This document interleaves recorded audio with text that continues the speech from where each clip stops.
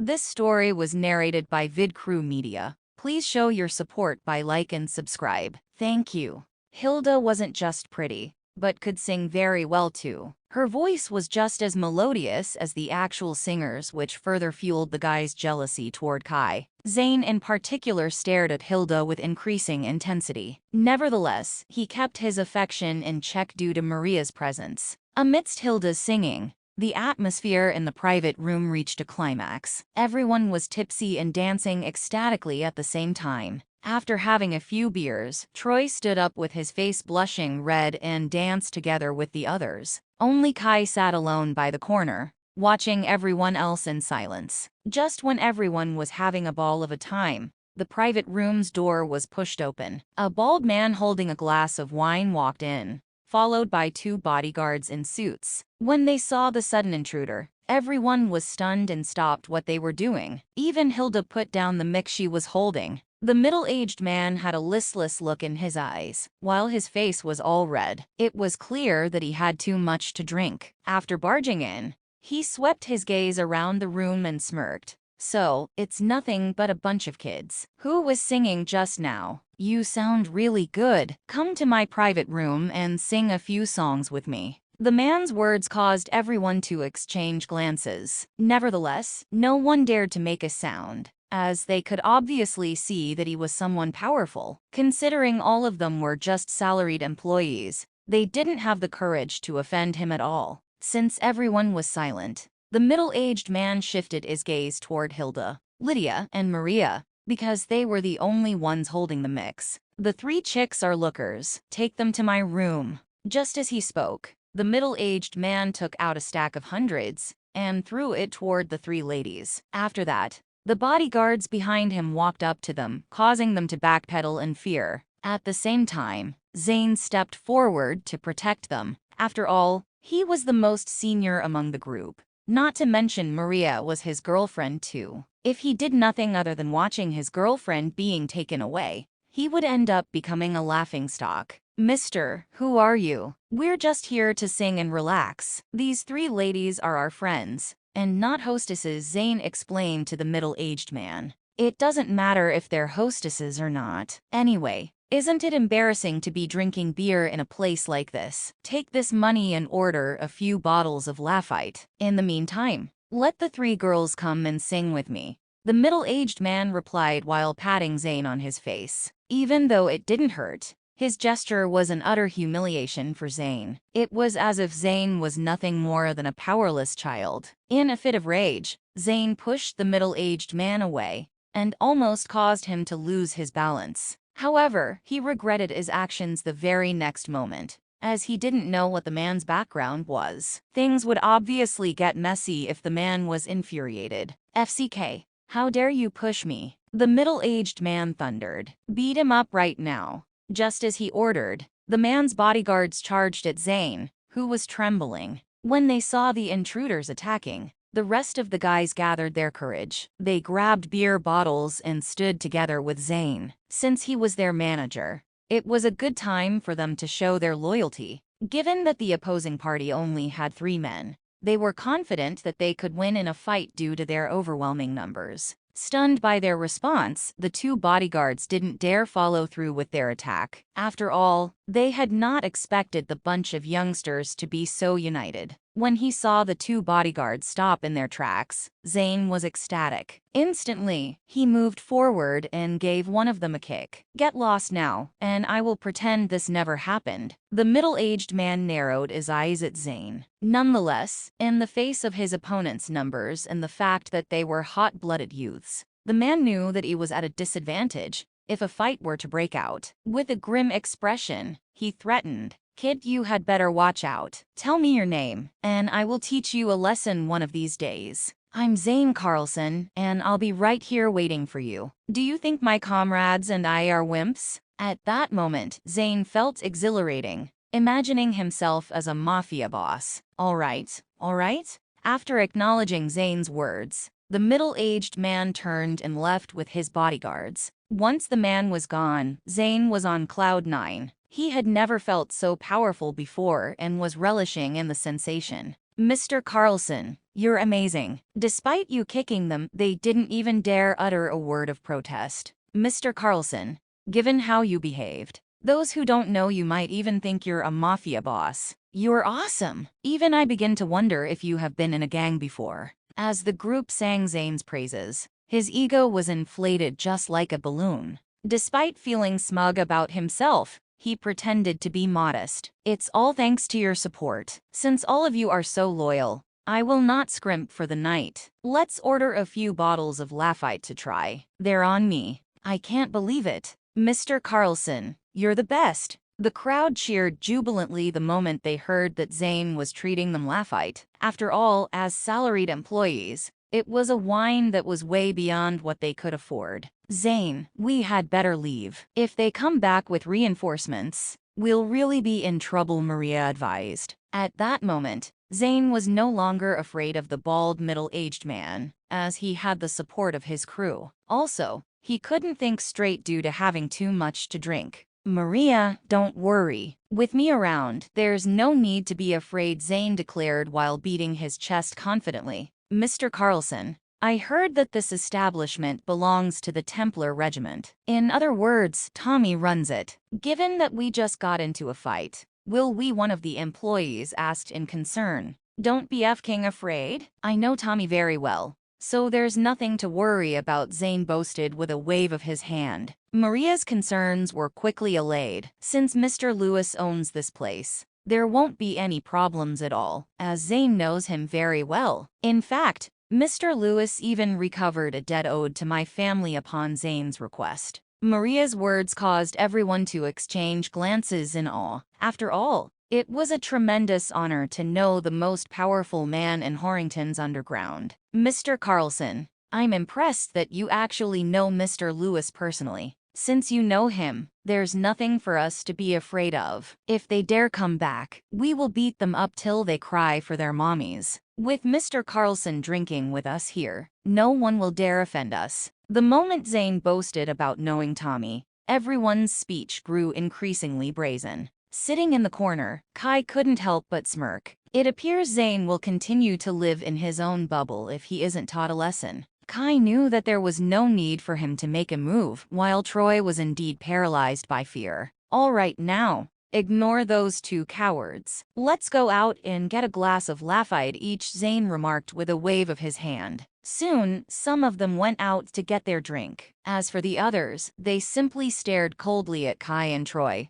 paying no further heed to them. Meanwhile, in the manager's office of Dynasty Karaoke Bar, the bald middle-aged man was inside with his two bodyguards. The office was lavishly renovated and had a 3-meter-long desk placed in the center. Sitting there was a man in a suit. Behind him, a lady in a high-slit dress and heavy makeup was massaging his head. That man was the manager of the bar, Charlie Hoffman. He was also considered one of Tommy's lieutenants, or else Tommy wouldn't have allowed him to manage the place. "Mr. Queen, you seemed displeased. What brings you to my office?" Charlie asked, narrowing his eyes. "Mr. Hoffman, there's just no order here. A while ago, a group of unruly youths had just beaten up my man. Look, there's even a footprint right here on his body," Josh Queen exclaimed while pointing at one of his bodyguards. On the bodyguard's abdomen, a footprint could clearly be seen.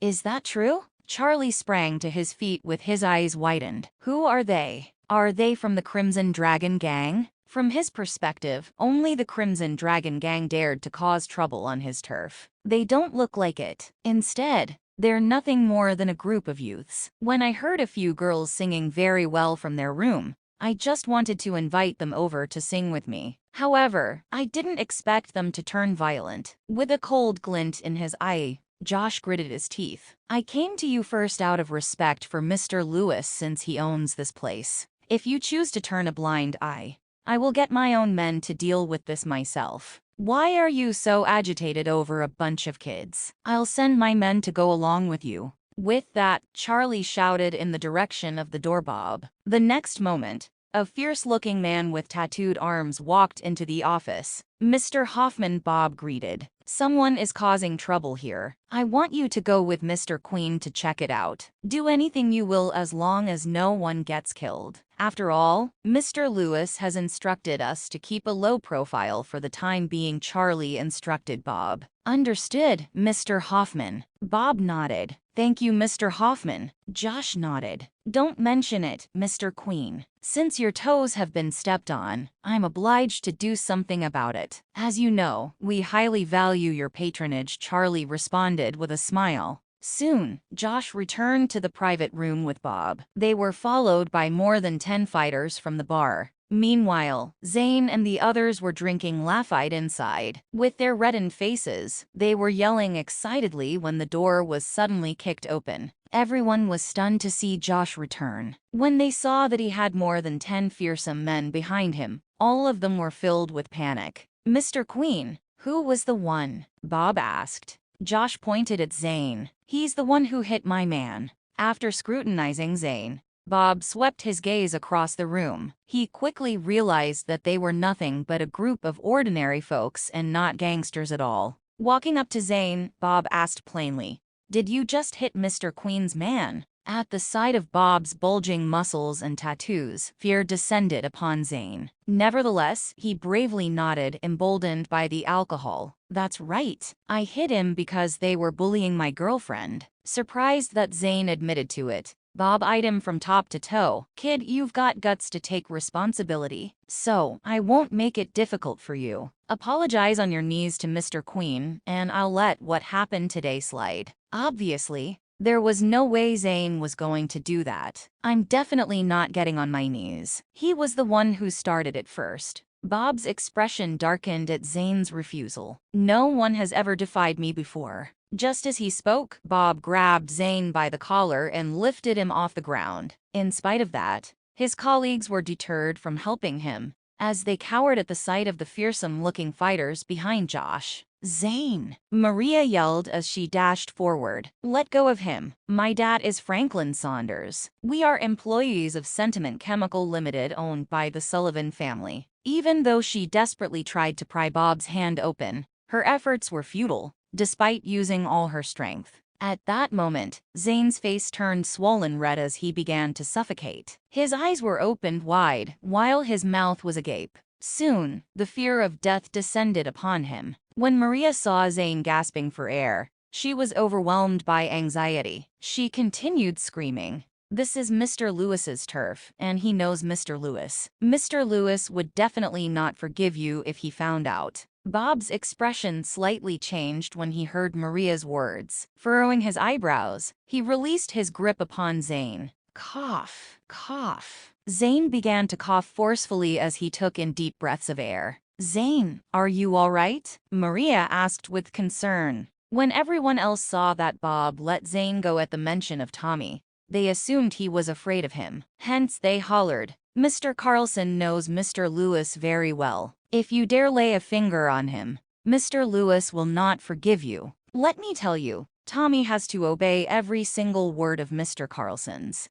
Just yesterday, all Mr. Carlson did was make a call. After that, Tommy quickly recovered our debts for us. Therefore, offend Mr. Carlson at your own peril." Thinking that Bob was afraid of Tommy, Zane's subordinates began to boast about how influential he was. Meanwhile, Kai couldn't help but snigger to himself. He was cognizant that by blowing Zane's trumpet for him, all they were doing was pushing him closer to his doom. When Zane heard the guy's baseless boasts about him, he was utterly terrified. In fact, he simply felt the urge to give them all an earful. Upon hearing their claims, Bob's face turned grim, while his eyes burned with murderous intent. Although Charlie had instructed him not to kill anyone, Bob was outraged at how Zane had gone around making false proclamations about his relationship with Tommy. When they saw Bob's increasingly gloomy face, Zane's subordinates assumed that he was afraid. Hence, they began to feel smug about themselves. "Are you afraid right now? You should leave while you still can. Or else,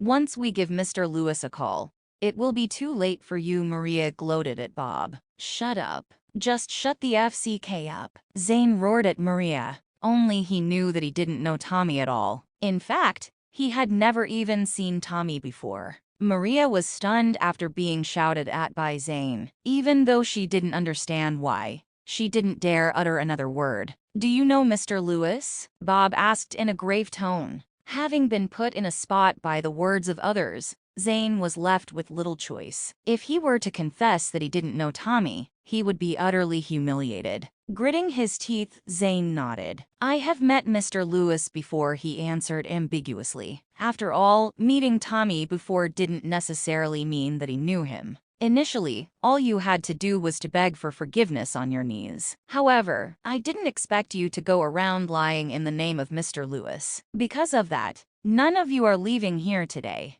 Bob's voice was so piercing cold that it sent a chill down everyone's spine. "Ha ha ha, you are really just a bunch of kids. Do you know who this guy in front of you is? He is Mr. Hoffman's best fighter. As for Mr. Hoffman, he is one of Mr. Lewis's closest lieutenants. And yet, you got carried away and boasted in front of him about knowing Mr. Lewis." Josh began to burst into a hearty laughter. Given that they were just a bunch of ordinary folks, Josh had seen through their lies about knowing Tommy. Having heard Josh's words, Zane broke out in cold sweat. He had not expected his bragging to land him in such deep trouble. Unfortunately, his subordinates thought differently due to their belief that he actually knew Tommy. As for Maria, she wholeheartedly believed the lie still. Even if Zane didn't really know Tommy, he would have a friend that did, or else Tommy wouldn't have helped her family recover the debt that they were owed. Deciding to relent, Zane began to apologize. "Mr. Queen,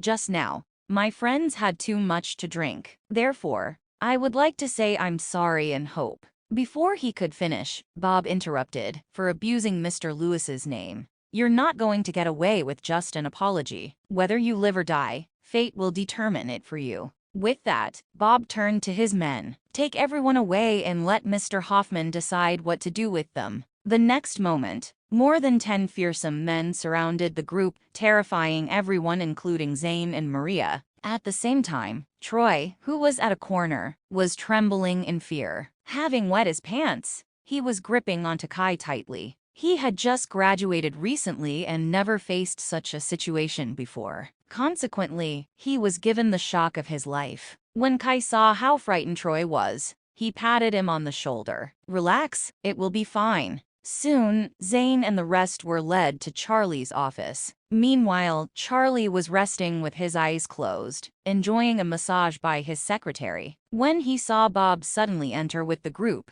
he knitted his brows and asked, "Bob, why did you bring a bunch of kids in here?" "Mr. Hoffman, these are the guys who beat up Mr. Queen's man," Bob replied. "Didn't I ask you to deal with it? What did you bring them here for?" Charlie was clearly upset. "Mr. Hoffman, this man claims that he knows Mr. Lewis and is in fact close to him. That's why I brought him to you to be judged," Bob quickly explained. "What?" Charlie sat up straight immediately before squinting his eyes at Zane. "You know Mr. Lewis?" I Zane began to stammer. "My friend knows him." "What is your friend's name?" "I have worked for Mr. Lewis for a long time and know all the names of his friends." Charlie pressed on with his questions. At that moment, Zane was stumped. Evidently, none of his friends knew Tommy. In fact, there was no way someone of his lowly stature would be connected to Tommy in any way. Bam! All of a sudden, Charlie banged on the table and got to his feet. "How dare you abuse Mr. Lewis's name?"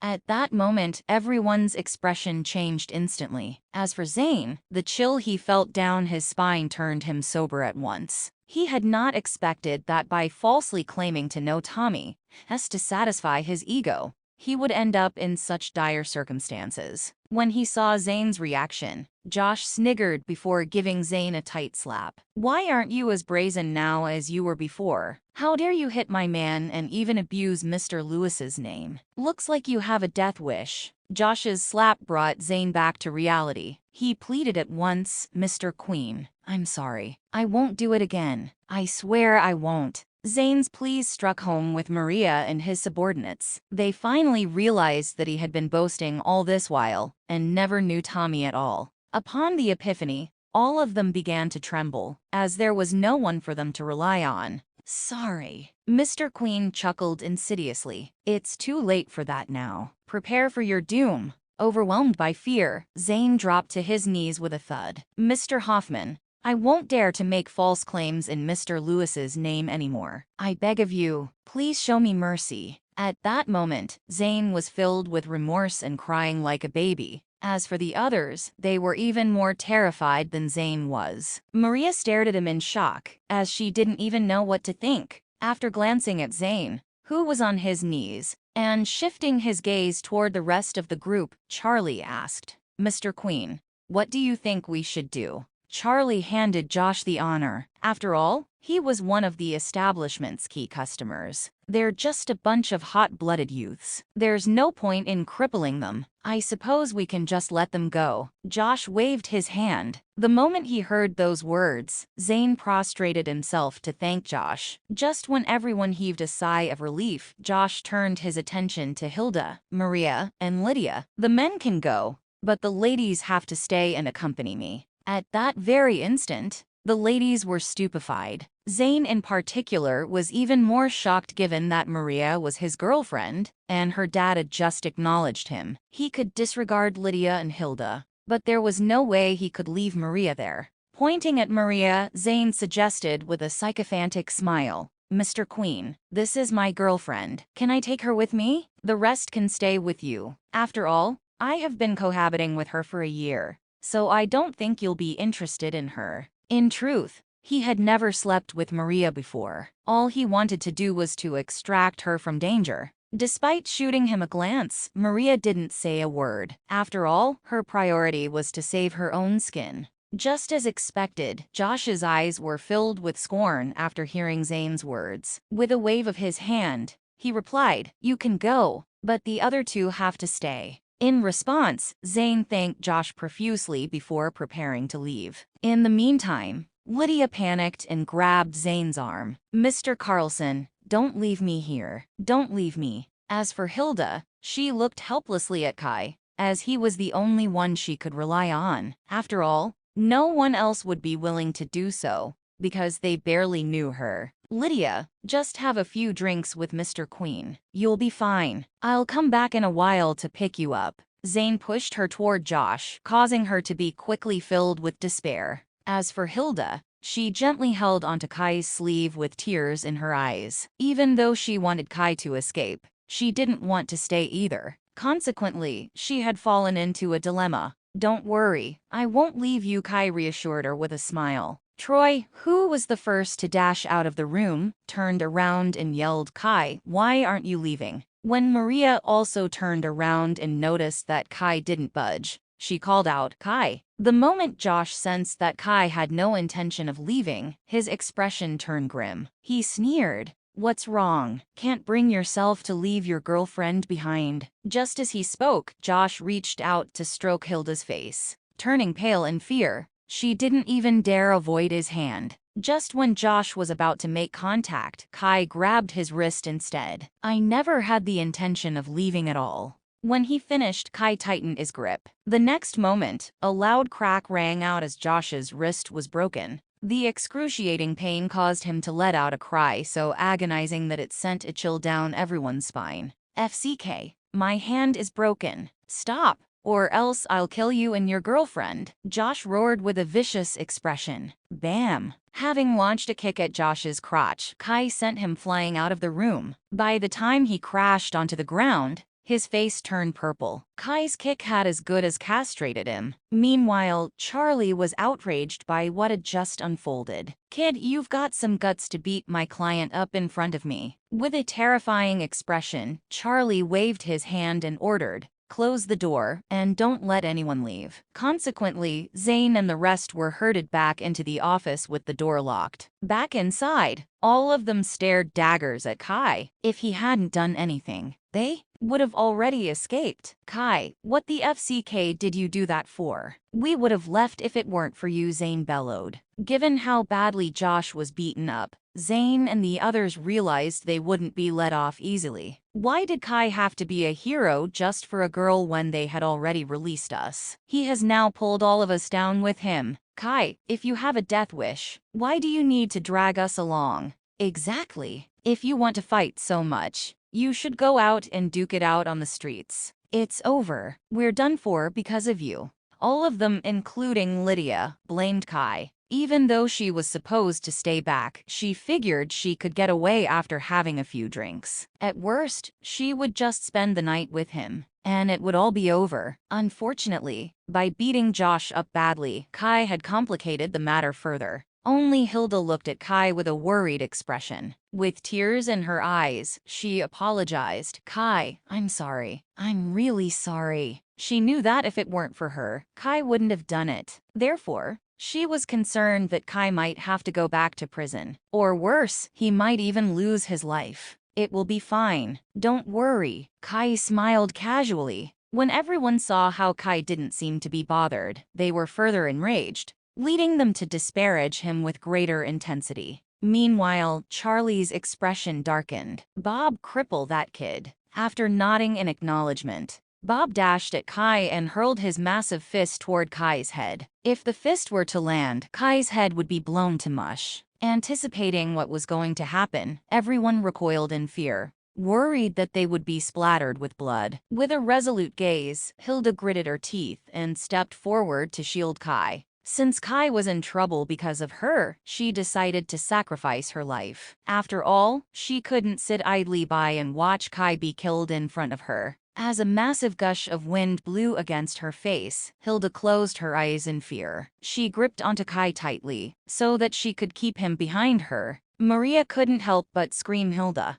Although she had just gotten to know Hilda, Maria liked Hilda for her great personality. Hence, she couldn't resist calling out, as she felt it would be a shame for Hilda to die on Kai's behalf. At the same time, watching Bob's rapidly approaching fist caused Hilda to feel death knocking on her door. After the strong gust of wind blew over, nothing else happened. When she finally opened her eyes, she noticed Bob's fist had stopped a few inches away from her. Kai had intercepted it and halted the attack. At that instant, everyone's eyes widened in disbelief. Bob in particular was completely stupefied. He could feel the boundless energy Kai was emitting. No matter how much strength he used, his efforts were futile. If you weren't Tommy's subordinates, all of you would have already been dead. With a gentle push, Bob's body was sent backpedaling before crashing onto the ground. When he saw what happened to Bob, Charlie was infuriated. FCK. You're nothing but a piece of trash. How can you be defeated by a kid? Charlie slammed a kick into Bob. Getting up to his feet quickly, Bob hung his head in shame. Although he had fallen down, he wasn't harmed at all. Kai had shown him mercy because Bob was technically his subordinate. Let us go, and this matter will be over. Or else, you will definitely regret it, Kai warned Charlie. Regret? Charlie sneered. Regret isn't a word that resides in my dictionary. Just as he spoke, the door to the room busted open. Tens of men with machetes in their hands entered and had Kai and his group quickly surrounded. When they were surrounded earlier, the men who did so were barehanded. Despite how hostile they looked, Zane and the others could still maintain their composure. But right then, having been surrounded by men who were brandishing weapons, Zane and the others were petrified by the cold glint of steel. Some of them fainted from fear, while many others peed their pants. Even Zane was no exception as he quivered in his wet pants. Kid, are you challenging me to turn you into mush? Charlie hissed. If I recall correctly, didn't Tommy tell you to run your business in a legal manner and not to go around using violence? Shouldn't you check with him before letting this matter get out of hand? Kai questioned calmly. Charlie was unnerved by Kai's words. After shooting him a glance, he hesitated before instructing a subordinate. Watch them closely and don't let anyone escape. I'm going out to give Mr. Lewis a call. With that, Charlie left the office with the phone. Seeing Charlie on his way to check with Tommy, Zane and the others couldn't be more terrified. After all, Tommy was infamous in Horrington for his ruthlessness and tendency for killing without batting an eyelid. If Tommy got involved, they were sure that they were all going to be killed. In fact, they might even be tortured before losing their lives. When he saw Charlie leave to call Tommy, Zane glared at Kai and admonished him. Kai, you idiot. Why did you have to pull Mr. Lewis into this? All of us are finished. Furrowing his eyebrows, Kai shot Zane an icy glare. which sent a chill down Zane's spine. With that, Zane backed off and held his tongue. I don't want to die. I don't want to die. Daddy Maria bawled as if she had gone raving mad. Suddenly, everyone broke out in tears, and the room was filled with harrowing cries. Meanwhile, Charlie was calling Tommy to check on how to deal with the bunch of brats. Under normal circumstances, he would have disposed of the entire group. Since they were just a bunch of ordinary folk, their disappearance wouldn't cause much of an uproar. But now times were different. Tommy had forbidden them from killing indiscriminately. Thus, Charlie had no choice but to seek Tommy's guidance. At that moment, Tommy was already asleep. When he received Charlie's call, he answered with a yawn. Charlie, it's already late. Did something happen at the bar? Mr. Lewis, a few kids are causing trouble here. They even managed to beat Bob up and are behaving arrogantly. Can I wipe all of them out? Charlie carefully asked. Kids. Tommy furrowed his eyebrows. Who are they? Are they from the Crimson Dragon Gang? Considering Tommy's reputation, no one but the Crimson Dragon Gang dared to cause trouble on his turf. Since Kai had recently beaten Steven up, it was possible that they had come to exact revenge. No, it's just a bunch of hot-blooded youths who work at a company owned by the Sullivan family. One of them is called Kai. He was the one who injured Bob, Charlie reported. At the mention of Kai, Tommy sprang out of his bed. Charlie, I'll be there in a moment. Don't fking touch them, and just wait till I arrive. The moment he finished, Tommy ended the call and rushed out. When Charlie heard Tommy's anxious voice, he was utterly baffled. Nevertheless, he had no choice but to obey. By the time he returned to his office, it reeked of the stench of pee. FCK. Pinching his nose, Charlie ordered, open the windows. What the FCK is wrong with them? The moment the window was opened, fresh air blew into the room and dampened the stinking smell. Since Tommy had instructed him to wait, Charlie had no choice but to have the armed men withdraw, for fear that Tommy would see them. I have informed Mr. Lewis about it, and he will be here swiftly. If you have any last words, it's time to say them now. Charlie stared at them with an icy smirk. The moment they heard Tommy was coming, Zane and the others had their fears reignited. Just when the room had finally quietened down, it was once again filled with agonizing wails. Everyone in Horrington, including a 3-year-old, was aware that he was nothing but a ruthless killer. Mr. Hoffman, Kai was the one who did it. Since it has nothing to do with us, please let us go, Zane pleaded on his knees again. At the same time, everyone else dropped to their knees and began to plead repeatedly. As for Kai, he held Maria with one hand and Hilda with the other, stopping them from kneeling. Even though Maria resented him, he was still concerned for her on the account of her father, which Kai had a good impression of. Meanwhile, Charlie felt the urge to admonish Kai when he saw how defiant he was. However, the thought of Tommy's instructions forced him to swallow his words. HMPH. You will suffer the consequences when Mr. Lewis arrives later. Let's see if you can still keep that snarky attitude of yours up. As time ticked by, Zane and the rest continued kneeling on the ground. Even though their knees felt terribly painful, none of them dared to get back up. It wasn't until 20 minutes later that Tommy finally barged into the room. Charlie hurried forward to welcome him. Mr. Lewis. When Zane and the others heard that he had arrived, they looked up one by one. The moment their gaze finally fell upon Tommy, all of them almost fainted in horror. None of them had seen him before, but when they did, his bloodthirsty aura was enough to overwhelm them with fear. However, Tommy ignored Charlie as he fixed his gaze on Kai. When he saw the knowing look Kai gave him, Tommy refrained from acknowledging him. After all, Hilda and Maria were present. If they knew Kai was involved with Tommy, Kai's parents would definitely find out too. Looking at the group kneeling on the ground, Tommy's face turned grim before giving Charlie a tight slap. Didn't I tell you to sit tight and wait? Charlie was utterly confounded by the slap. As for Tommy, he knelt down and helped Zane back up to his feet. I have failed to discipline my men. Please forgive me. After that, he turned to Charlie and asked, what happened today? Charlie narrated the entire incident without holding anything back. When he heard that it was Josh who started it, Tommy's expression darkened. He then glanced toward Josh, who was still grimacing on the ground. When Josh saw the murderous look in Tommy's eyes, he gritted his teeth in his attempt to stand up and explain. "Mr. Lewis, Tommy wasn't bothered to listen to Josh's explanation. Instead, he ordered, break all his limbs and throw him out. He is forbidden from stepping foot in here going forward." The moment they heard Josh's agonizing cries,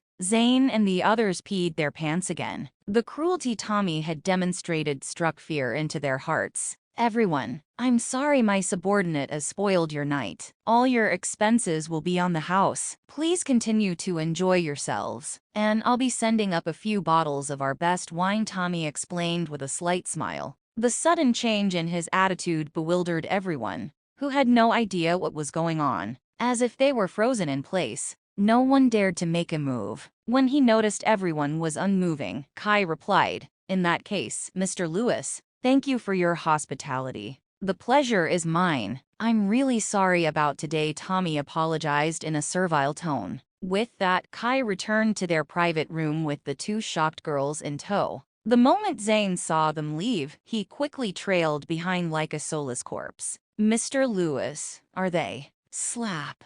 Before Charlie could finish, Tommy landed another slap on him. "Do you know who Kai is?" Tommy asked, glaring at Charlie. Charlie shook his head. "I don't. He is our overlord, our ultimate boss." Charlie's expression drastically changed the instant he heard it. As one of Tommy's key lieutenants, he was aware that the Templar regiment belonged to the Dragon sect. In other words, Tommy was telling him that the overlord of the Dragon sect had emerged. Nevertheless, he had not expected the overlord to be Kai, who looked inconspicuous to the eye. In that case, was Stephen defeated by him? Charlie asked in astonishment. "What do you think?" Tommy gave him a cold glance. "You should be glad that you escaped with your life today. Quick, prepare some good wine and serve them yourself. But remember, the Overlord doesn't want his identity to be revealed." "I understand, Mr. Lewis." Trembling in fear, Charlie went off to make the arrangements. Meanwhile, when Kai and the others returned to the private room, everyone fell silent. They had yet to recover from the shock that the man who had just apologized to them humbly was the infamous Tommy. Slap. Zane suddenly gave himself a tight slap. When he felt the excruciating pain, he mumbled, "This is real. It's not a dream at all. How is this possible?" Zane still couldn't believe what was happening. As for everyone else, they were all equally puzzled. "Kai, do you know Tommy?" Maria asked in disbelief. Just a while ago, Kai didn't seem to be afraid at all. Furthermore, he even beat up one of Tommy's men. In spite of that, Tommy wasn't the least bit angry when he arrived. Upon Maria's question, everyone turned to look at Kai. If he really knew Tommy, they would definitely be in hot soup. After all, they had been ridiculing him throughout the entire episode. "I don't." Kai shook his head. However, Maria was still baffled. "Since you don't know him, why was he so courteous to us?" "I know. It must be because he knows Mr. Carlson. Didn't you see him help Mr. Carlson up just now?" Someone commented aloud. "That's right. He must definitely know him. In fact, I even saw him smiling at Mr. Carlson." Now that the matter was over, most of them wanted to help Zane recover from the humiliation he had suffered earlier, or else they would likely have a bad time back in the office. "Zane, what's going on? Do you really know Tommy or not?" Maria was confused. If he did know Tommy, he wouldn't have dropped to his knees in fear early on. In fact, he wouldn't have peed his pants either. It was obvious that he wasn't acting at all. But if he doesn't know him, why did Tommy help my family recover its debt? Moreover, Tommy did help Zane up and apologize to him. So, what's really going on? In truth, Maria wasn't the only one confused. Everyone else shared her sentiment. The only reason they gave Zane credit was just to ingratiate themselves with him. Faced with Maria's question, Zane pondered a while before replying. "To be honest, I have never met Tommy before, but I have a friend who says he is close to him, and that they share a meal regularly. Perhaps my friend has mentioned my name or shown him a picture of me to him before. That's why he could recognize me just now." At that moment, that was the only plausible reason he could come up with. Or else, there was just no way he could explain why he peed his pants. Upon his explanation, everyone suddenly understood what had happened. Even though the episode was over, none of them were in the mood to continue partying. After all, their pants were all stinking of pee.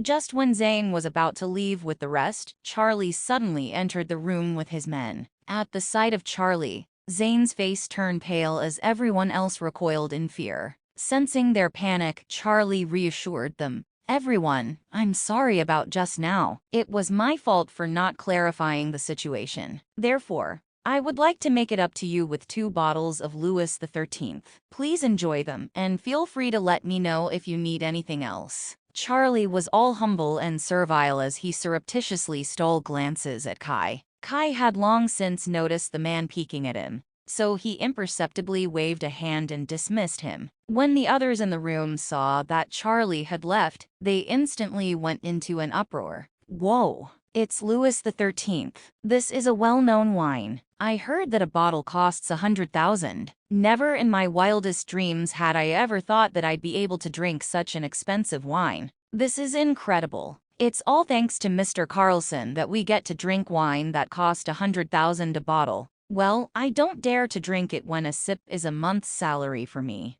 Everyone gathered around the 2 bottles of Louis XIII, their eyes almost popping out of their sockets. After all, coming from the working class, they probably would not get to drink such top-notch wine in their entire lives, if it were not for the opportunity that day. At that moment, Zane's eyes were also slightly red. While he had a salary of tens of thousands a month, he did not dare to drink a bottle of wine costing 100,000. That was too extravagant for him. However, he could not appear too eager, since it would be mortifying otherwise. "All right, that's enough. Stop crowding around the 2 bottles of wine. You're making yourselves look like peasants. It's just Louis XIII. No, it's no big deal. I often drink such wine when I'm with that friend of mine. We even drink Remy Martin and the like," he boasted, feigning nonchalance. In truth, he was merely putting on a show with his non-existent friend. Considering his current capability,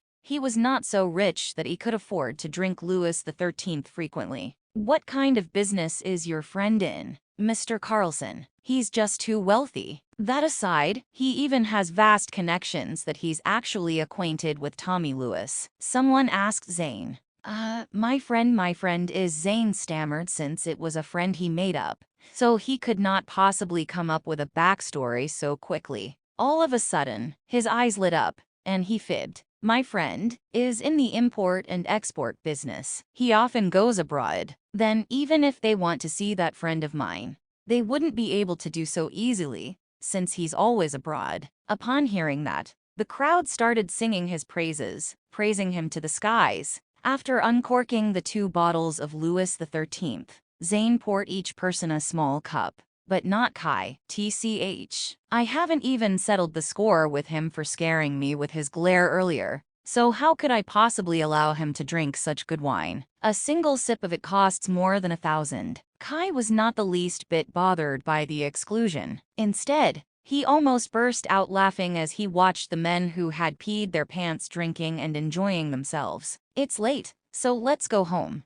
Hilda Kai said to Hilda. Glancing at the time, she nodded. Zane did not mind them leaving, finding Kai's presence there superfluous anyway. "You shouldn't stay too late either, Maria. Otherwise, Mr. Saunders will worry," Kai reminded Maria before leaving. At once, Maria retorted with displeasure written all over her face. "That's none of your business. Are you my parents? Or are you my brother? I'll stay however late I want." What a meddlesome fellow. "Just send your girlfriend home." "Kai, you don't need to bother about my girlfriend. What a busybody." Zane snarked with a snort. Kai said nothing further as he had reminded Maria. Since she refused to leave, he was not going to bother himself with it anymore. When Kai and Hilda arrived home, Chloe was still waiting for Hilda in the neighborhood's park. As soon as she saw Hilda returning with Kai, she chuckled. "You should have told me that you went out with Kai, Hilda. I'd been worried for nothing."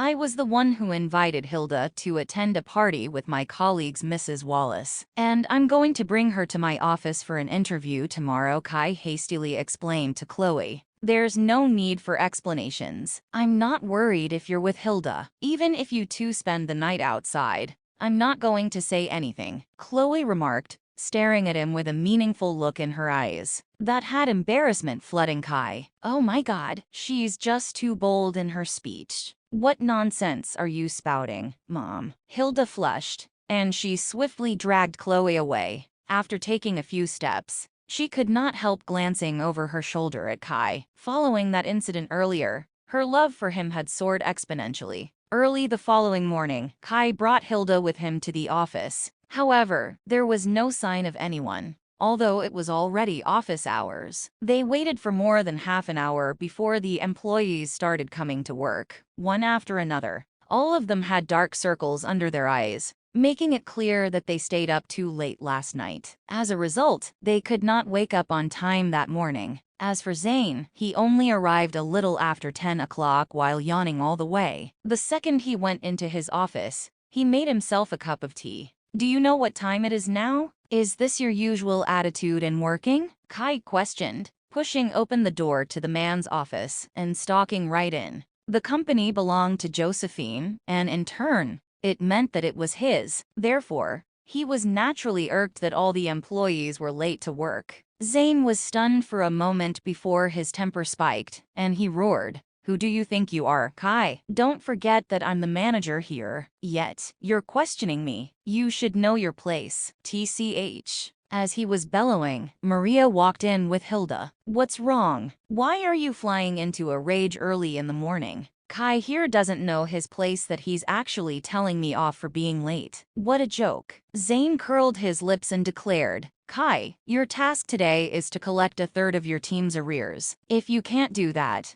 you'll have to work overtime. In other words, he was using his position to establish his dominance over Kai, so that the man would know his might. Kai merely sneered before he spun on his heels and strode out. I'm going to collect all the arrears, not to mention a third of them. I don't like it when others owe me money. After he had left, Maria asked Zane to complete the onboarding procedures for Hilda and even had him assign Hilda to her team. It was evident that she liked Hilda very much. In reality, Maria was not a heinous person at heart. She merely had the demeanor of a wealthy heiress and looked down upon others. However, from her attitude toward Hilda, one could tell that she was not all evil. After finalizing Hilda's onboarding procedures, Zane leaned back against his chair and nodded off. They enjoyed themselves into the wee hours last night, and he had to wash his soiled pants after returning home, so he only got to bed very late. While he was sleeping, Xavier pushed the door open and walked in. Seeing that Zane was in a slumber, he frowned slightly.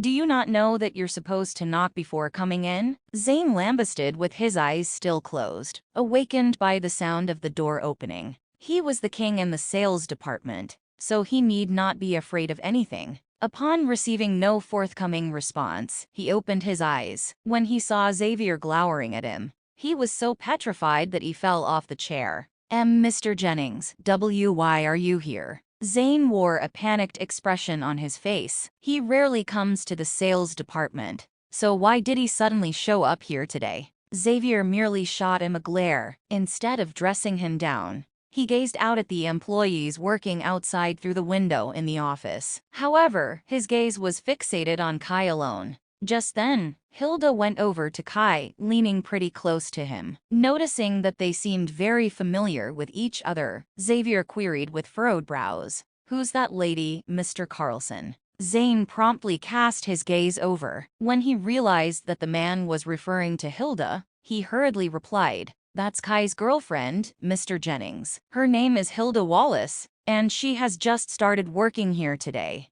Kai's girlfriend? Surprise inundated Xavier. Shocked at the man's reaction, Zane nodded slowly. Yes, she's his girlfriend. In the next instant, a sneer manifested on Xavier's face. Find an opportunity and snap some intimate photos of them. Remember to do it secretly and send them to me. Got it. Zane nodded. Xavier then left in high spirits. while Zane wore a mystified look. I didn't know when he had such a kink. Kai, the person who presently owes our team the most money is Dexter Murphy. He owes nearly $1 million and hasn't made any repayment after 2 years. Several sales representatives went to collect the debt, but none succeeded. I heard that some were even beaten up, Troy reported, pointing at a whole page of arrears on his computer as he sat at his desk. Kai glanced at the time before he nodded and announced, "We'll start with him. Then, if we go now, we'll be back in time for lunch." "Just the two of us?" Troy exclaimed in surprise. "Of course. Are you thinking of going in a group?" Kai was startled. Terrified, Troy explained with a conflicted expression. Kai, it's rumored that the man used to be a gangster. He has now washed his hands of the underworld and started a company. But he still has quite a number of lackeys. We'll definitely suffer a beating if we go alone. Many of the sales representatives ended up with bruises, and I even heard that a female sales representative who went over ended up pregnant. "So, you're afraid?" Kai asked with solemnity etched on his face, his eyes boring into the man. Troy did not quite know how to answer that. He was indeed afraid, for anyone would fear such a client. This is precisely the nature of your job. If you're afraid, then just quit. Sometimes, you never know whether you'll succeed if you don't try. Having said that, Kai printed Dexter's information out and strode out with it in his hand. Kai. Hilda chased after Kai when she saw him leaving. She knew that Zane gave him a task, so he was undoubtedly going out to collect a debt then. For that reason, she planned to go with him. Cognizant of his impulsive nature, she was worried that he would end up fighting with the other party. "Are you going out to collect a debt?" Hilda inquired after catching up to Kai. "Yeah." He nodded in affirmation. "Let me have a look at it." She then took the information from him. The two of them stood very close, so it appeared as though they were hugging, looking exceedingly intimate. When Zane glimpsed the scene from his office, he quickly whipped out his phone and furtively snapped a few photos before sending them to Xavier. "Kai, I'm afraid this has become a bad debt." The person didn't make payment even though 2 years had passed. Moreover, many sales representatives had gone over to collect the debt, but to no avail. Hilda's brows knitted together as she scanned through the information. "This is the biggest debt, so I've got to try no matter how difficult." Kai replied with a smile. "Okay, I'll go with you then," she said, nodding. "I'll be fine going by myself." "You don't need to go with me," he hastily countered, waving his hands. "You're too rash, so it'll be better if I go with you. Besides, women have an added advantage when it comes to collecting a debt." While saying that, Hilda grabbed his arm and strode out. Seeing that, Zane immediately snapped a few more photos and sent them to Xavier once more. No sooner had Kai and Hilda stepped out of the building than Troy ran out as well. Catching up to Kai, he asserted, "We're a team, so I can't just watch as you take the risk alone." "Kai, it's just a beating at worst, so I'll go with you." Troy finally came to a realization, so he chased after Kai. Meanwhile, gratification crept onto Kai's features when he saw that the man had decided to go with him. He patted Troy on the shoulder, assuring, "Don't worry, with me here, you won't suffer a beating." In response, Troy could only smile helplessly. Part of the reason he bit the bullet and decided to go with the man was to keep his job. They were in the same team, so he was afraid that the higher-ups would sack him if they learned that Kai went alone. In no time, Kai and the others arrived at Dexter's company based on the address in the information. The company was small with only 2 floors, and the signage at the entrance was very old. "Don't tell me this company has gone bankrupt. Will there still be people inside?" Hilda fretted as she stared at the signage at the entrance. "If the company has gone bankrupt and the debtor has taken off, this debt will be uncollectible. Let's go in and have a look." After saying that, Kai took the lead and walked in. The moment they entered the building, a racket drifted into their ears. Thick cigarette smoke hung in the air, choking one so much that one could not quite breathe. 7 or 8 shirtless men with tattoos snaking all over their bodies were smoking and playing cards in the lobby, their eyes bloodshot. At the sight of that scene, regret deluged Troy. He tugged at Kai's sleeve lightly. "Why don't we come another day, Kai? Hilda's face had also gone a touch pale. No matter how I look at it, this doesn't seem like a company at all. Instead, it appears to be more of a bandit's lair. Since we're here, we've got to at least meet the boss before leaving, Kai stated airily. Right then, one of the men noticed them. He stood up and strutted over to them. You three, what is your business here? We're from Sentiment Chemical Limited, and we're here to look for Mr. Murphy, Kai answered placidly. To collect the debt. The man instantly discerned the purpose of their visit. With a slight frown, he growled, Mr. Murphy isn't in, so hurry up and leave. Don't disrupt our game of cards. Upon saying that, he headed back to the table to resume his game. Yet, just after he had taken 2 steps, a sultrily dressed girl with heavy makeup sashayed down from the second floor. She was not that old, but her dressing and appearance made it clear that she had long since lost the innocence of a girl. Lux, Mr. Murphy wants to see them, the girl uttered to the burly man who stopped Kai and the others from going any further earlier. The burly man nodded in acknowledgement and turned to the trio. Go on up. After saying that, he returned to his game of cards without a backward glance. Meanwhile, the girl studied Hilda for a bit before ordering, come with me. Kai and the others followed her upstairs. Troy was so scared that he was trembling and almost tripped while ascending the stairs. At the same time, Dexter was smoking a cigar in the office, with both his legs propped up on the table as he hummed leisurely. Wads of tissue were scattered all over the ground, and a musty smell lingered in the air. At a single glance, one could tell what had transpired there earlier. Soon, the girl led Kai and the others into the office. Dexter continued holding the cigar between his lips, but his eyes roamed all over Hilda. You're from Sentiment Chemical Limited, he queried mildly. Yes, Kai nodded in affirmation. I've prepared the money I owe your company long ago. While saying that, he threw the girl who led the trio upstairs a look. Understanding his meaning at once, the girl promptly opened the safety deposit box at the side. Stacks of bills were arranged neatly in there, the amount far exceeding $1 million. Exhilaration swept over Troy and Hilda like a tidal wave when they saw Dexter's ready acquiescence. They did not expect things to be so smooth sailing. He doesn't seem to be as described in the information, refusing to repay his debt, and even beating up those who come to collect it. Kai, however, smirked slightly. He knew that the man could not possibly be so sporting to return the money. Sure enough, Dexter removed his legs from the table after revealing the stacks of bills. With his lecherous gaze fixated on Hilda, he declared, I don't like dealing with men. If you want the money back, leave the woman and buzz off. I promise to repay the debt I owe to your company. Hearing that, Hilda was so stricken that she darted behind Kai. When Dexter saw how fearful she looked, he guffawed. It's only right and proper to repay one's debts. No matter who comes to collect it, you've got to pay up, Kai asserted coldly. At that, Dexter eyed him as though he was an idiot. Right and proper? You must be new, eh? Didn't your colleagues tell you the consequences of coming here to collect my debt? They did, but I didn't believe them. Thus, I wanted to come here and try my luck. Kai nodded as he spoke.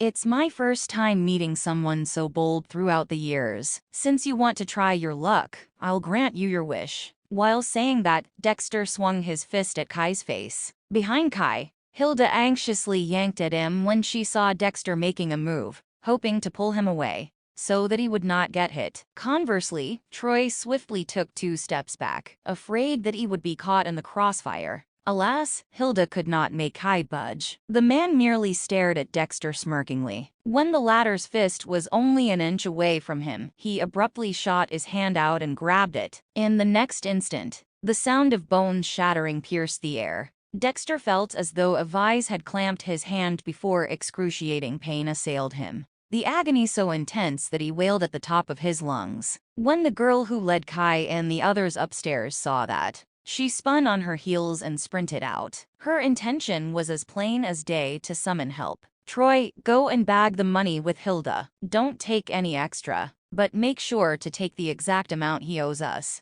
Nothing short of it, Kai said to Troy after restraining Dexter. Unfortunately, Troy had long since frozen in fear. Instead, Hilda hurried over to the safety deposit box after glancing at Kai and started bagging the money. In the blink of an eye, there was $1 million in the bag. Hilda then urged Kai frantically, "Let's go since we've now gotten the money." Right after her words fell, a flurry of footsteps sounded. The 7 or 8 men with tattoos downstairs had already rushed upstairs and were blocking the door. "Let Mr. Murphy go, you brat. You're courting death to make a move against him." The burly man known as Lux bellowed upon seeing that Kai had restrained Dexter. "Have your men clear a path." Ignoring him, Kai exerted slight force on Dexter's hand, upon which the sounds of bones snapping rang out once more. By then, Dexter was already sweating profusely from the debilitating pain. Despite the fury blazing in his eyes, he had no other choice then, and could only order in a booming voice, "Do as he says." In mere seconds, the men parted and made a path. Subsequently, Kai said to Troy and Hilda, "Take the money and go back to the office." Are you not leaving with us, Kai?" Hilda asked in puzzlement. "You two leave first. I'll be right behind you," he replied. Hilda regarded him worriedly, but Troy tugged at her. "Let's go quickly. We'll only burden Kai if we stay here." He ran out of the building while dragging her along. However, right after they made their escape, Hilda gave him the money and told him to take it back to the office. She, on the other hand, waited across the road, for she could not rest easy without seeing Kai leave. Meanwhile, Kai dropped his hold on Dexter after Troy and Hilda left. Having obtained his freedom, Dexter went off the deep end. "I'm going to kill you today, brat."